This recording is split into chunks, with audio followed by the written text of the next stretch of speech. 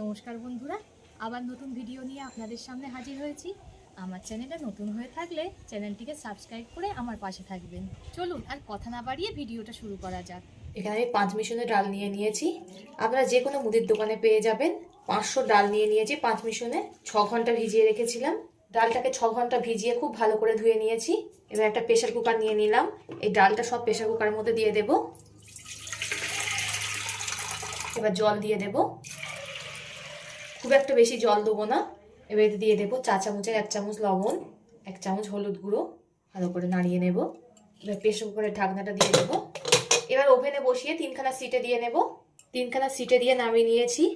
দেখুন ডালটা পারফেক্টলি সিদ্ধ হয়ে গেছে। এদিকে একটা কড়া গরম হতে বসিয়ে দিয়েছি। কড়াটা আমার গরম হয়ে গেছে। এতে দিয়ে দেব সর্ষের তেল।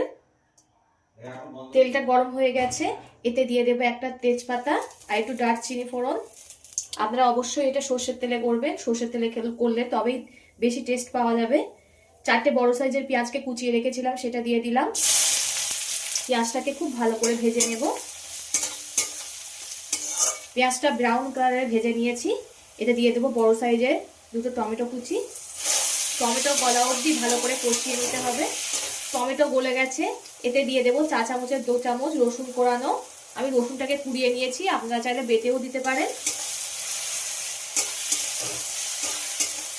রসুনের যতক্ষণ কাঁচা গন্ধ না যায় ততক্ষণ কষিয়ে নিতে হবে। রসুনটা 2-3 মিনিট মতো ভালো করে কষিয়ে নিয়েছি। এতে দিয়ে দেবো সমপরিমাণ আদা কোড়ানো। আদাটাও খুব ভালো করে কষিয়ে নিতে হবে। এতে দিয়ে দেবো 2টো কাঁচা লঙ্কাকে কুচিয়ে নিয়েছি, সেটা দিয়ে দেবো। ঝালটা আপনারা স্বাদ মতো ব্যবহার করবেন, যে যেমন পছন্দ করে। এবার এতে দিয়ে দেবো হলুদ গুঁড়ো, চা চামচের 1/2 চামচ জিরে গুঁড়ো, 1/2 চামচ ধনিয়া গুঁড়ো, 1/2 চামচ কাশ্মীরি লঙ্কা গুঁড়ো। আবারও সব মশলাগুলোকে খুব ভালো করে কষিয়ে নিতে হবে। সব মশলাগুলো খুব সুন্দর কষিয়ে নিয়েছি।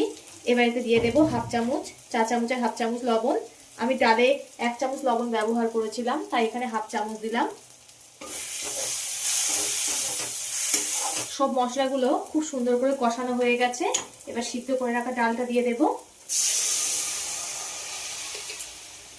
ডালটা একটু মশলার সঙ্গে কষিয়ে নিতে হবে।